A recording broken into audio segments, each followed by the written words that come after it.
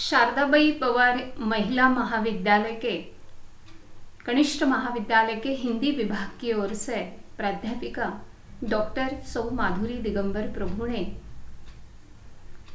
12वीं कला, वाणिज्य और विज्ञान की हिंदी विषय लेकर मार्च 2021 में परीक्षा देने वाली सभी छात्राओं का मैं तहे दिल से हार्दिक स्वागत करती हूँ।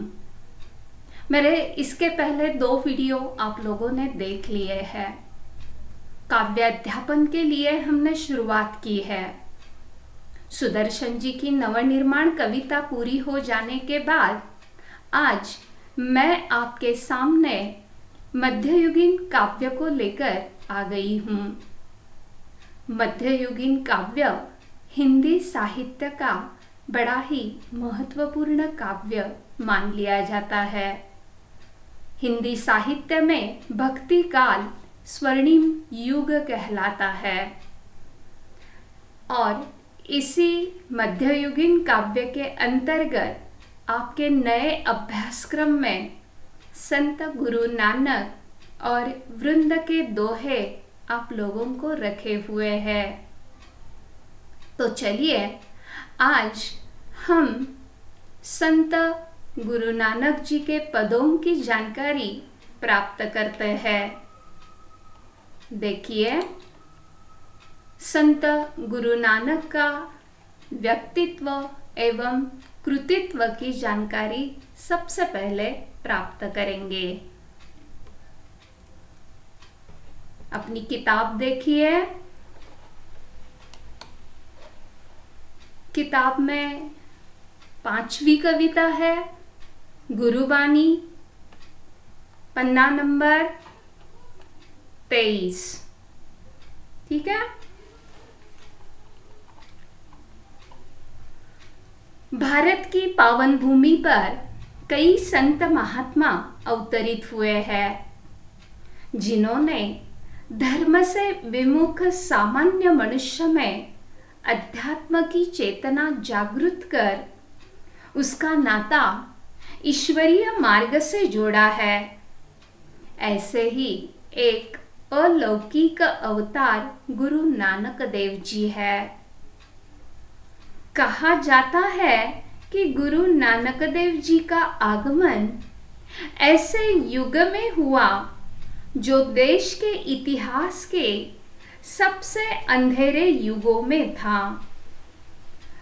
धर्म उन दिनों काफी समय से थोती रस्में, रिवाजें, कर्मकांड, भायाडंबर आदि को बहुत महत्व देकर एक दूसरे का शोषण कर रहा था। उत्तरी भारत के लिए यह कुशासन का समय था। सामाजिक जीवन में भ्रष्टाचार था। धार्मिक क्षेत्र में द्वेष और कशमकश का दौर था। प्रत्येक संप्रदाय में कट्टरता और बैर विरोध की भावना निर्माण हो चुकी थी और ऐसे अवसर पर हिंदी का भक्ति काल बड़ा महत्वपूर्ण मान लिया जाता है। जिसी भक्ति को लेकर सांप्रदायिक कलह लोगों के बीच में निर्माण होते थे, उसी भक्ति को लेकर भक्ति साहित्य में भक्ति के 2 प्रवाह निर्माण हो गए। एक निर्गुण भक्ति और दूसरी सगुण भक्ति। निर्गुण भक्ति का अर्थ है निर्गुण निराकार ईश्वर की भक्ति और सगुण भक्ति का अर्थ है प्रत्यक्ष मूर्ति की पूजा। सगुण भक्ति में प्रेमाश्रयी शाखा उसे कहा जाता है। राम भक्ति और कृष्ण भक्ति आ गई और दूसरी ओर ज्ञानाश्रयी शाखा अर्थात निर्गुण निराकार ईश्वर की उपासना। यह बात भी उन दिनों के लिए बड़ी महत्वपूर्ण थी। बाद में आगे चलकर निर्गुण और सगुण का संयोग हो गया है। तो हिंदी साहित्य में गुरु नानक भक्ति काल के अंतर्गत आते हैं। वे भक्ति काल में निर्गुण धारा की ज्ञानाश्रयी शाखा से संबंध रखते हैं।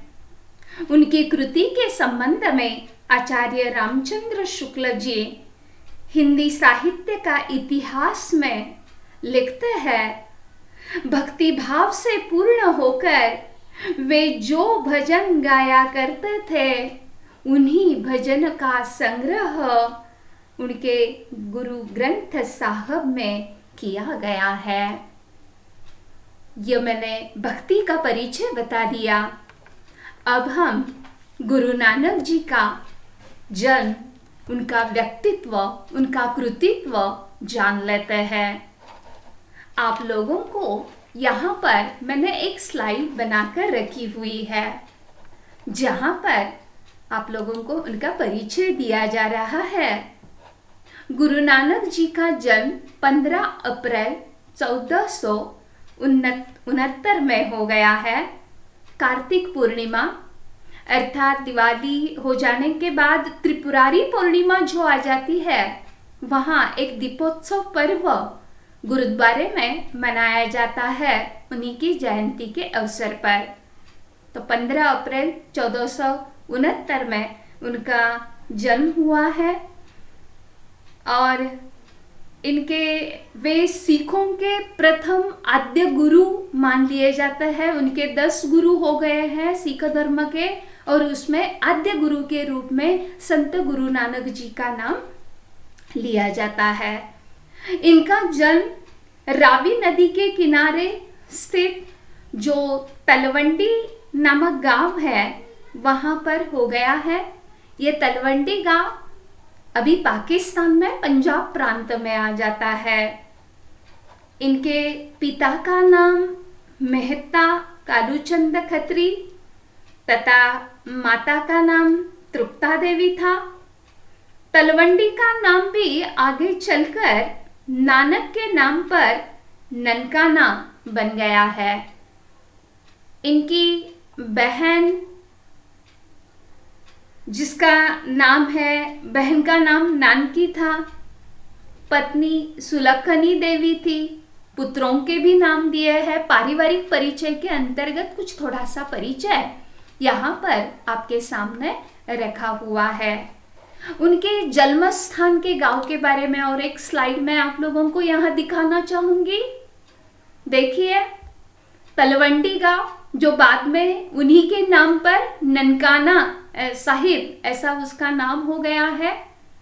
यह देख रहे हैं यहाँ स्लाइड में आप लोग, ननकाना साहिब ये गांव कहलाता है। वहां पर पंजाब, पाकिस्तान के पंजाब प्रांत में यह एक शहर आ जाता है और इसका वर्तमान में यह नाम जो पड़ा हुआ है वह गुरु नानक देव जी के नाम पर ही पड़ा हुआ है। वैसे ये लाहौर से 80 किलोमीटर दक्षिण पश्चिम में स्थित है। 60,000 के पार उनकी जनसंख्या है।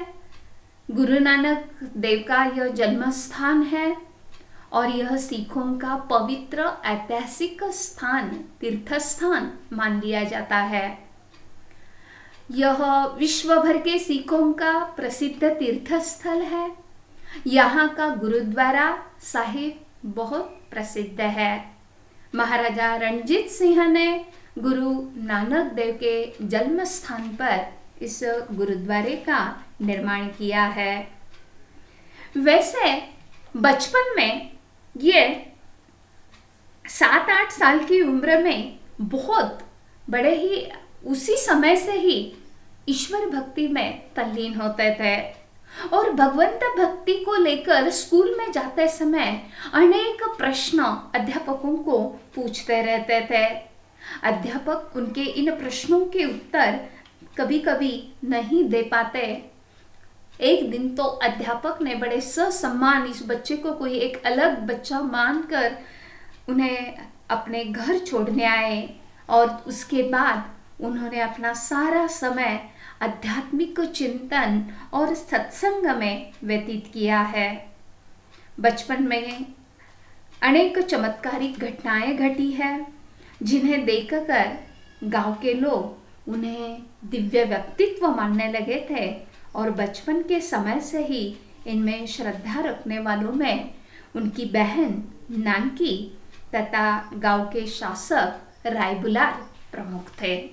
तो ये कुछ उनकी बचपन की भी जानकारी यहाँ आप लोगों को दी हुई है। इनका नानक अपने व्यक्तित्व में एक दार्शनिक, योगी, गृहस्थ, धर्म सुधारक, समाज सुधारक, कवि, देशभक्त और विश्व बंधुत्व सभी के गुण इनमें समेटे हुए हैं। अब जीवन के अंतिम दिनों में वे अपने परिवार वर्ग के साथ रहने लगे और मानवता की सेवा में अपना सारा समय व्यतीत करने लगे। उन्होंने करतारपुर नामक एक गांव बसाया जो कि अब पाकिस्तान में है। पर करतारपुर गुरुद्वारा यहाँ आपके तीसरे स्लाइड्स में मैं आप लोगों को दिखा रही हूँ।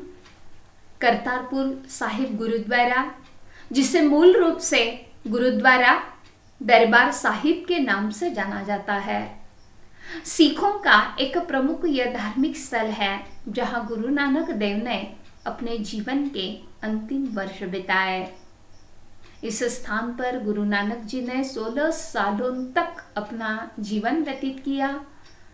बाद में इसी गुरुद्वारे की जगह पर गुरु नानक देव जी ने अपना देह 22 सितंबर 1539 को छोड़ा था, जिसके बाद गुरुद्वारा दरबार साहिब बनवाया गया। नानक अच्छे सूफी कवि भी थे। उनके भावुक और कोमल हृदय में प्रकृति से एकात्म होकर जो अभिव्यक्ति उन्होंने की है वो बहुत ही निराली है। उनकी भाषा एक बहते हुए नीर की तरह, पानी की तरह है, जिसमें फारसी, पंजाबी, सिंधी, खड़ी बोली और अरबी के शब्द समाये गए हैं। और अब देखते हैं उनके पदों की जानकारी प्राप्त करने से पहले तो ये पद, यह एक साहित्य की विधा है, उस विधा के बारे में हम जानकारी है। गुरु नानक जी के पदों की जानकारी हम लेने वाले हैं। पद काव्य रचना की गेय शैली है। इसके विकास का मूल स्रोत लोक गीतों की परंपरा ही माना जा सकता है। हिंदी पद शैली में विभिन्न छंदों का प्रयोग अनेक निश्चित रूपों में हुआ है। हिंदी साहित्य में पद शैली की दो परंपराएं मिलती है, एक संतों की सबद परंपरा और दूसरी कृष्ण भक्तों की परंपरा। सबद में उपदेश रहता है और कृष्ण भक्ति में भगवान श्री कृष्ण के गुणों का बखान किया गया है। कबीर ने भी सबद इस काव्य प्रकार को अपनाया है। तो अब हम देखते हैं, आप अपने पीडीएफ की किताब खोलकर देख लीजिए।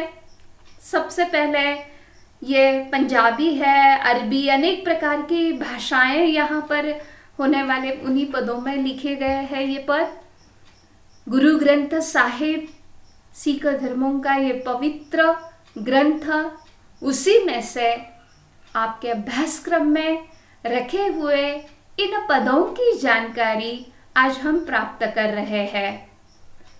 आइए सबसे पहले इन पदों को पढ़ते हैं। पहला पद, नानक गुरु न चेतनी मनी आपने सुचेत, छुते तिल बुआड़ जीव सुए अंदर खेत। खेते अंदर छुट्या कहू नानक सऊ नाह, फली अही फुली अही बपुड़े भी तनवी चस्वाह। पद क्रमांक 2 नंबर का पद देखिए। जली मोह घसी मसी करी, मती कागद करी सारू, भाई कलम करी चितु लेखारी।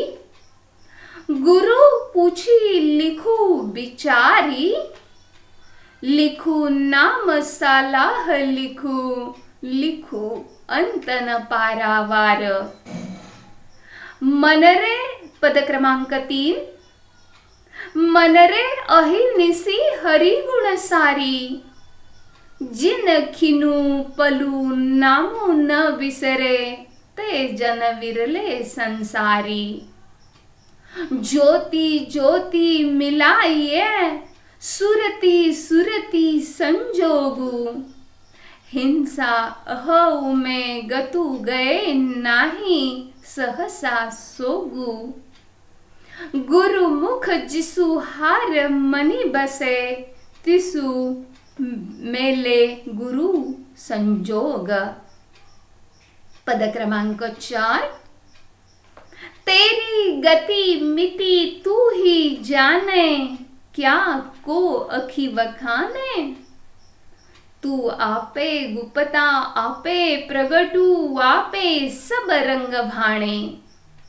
साधक सिद्ध गुरु वहु चेले, खोजत फिरही फरमाने। समही बधु पाई इह भिक्षा तेरे, दर्शन कऊ कुरवाने। उसी की प्रभु खेल रचाया, गुरुमुख सो भी होई।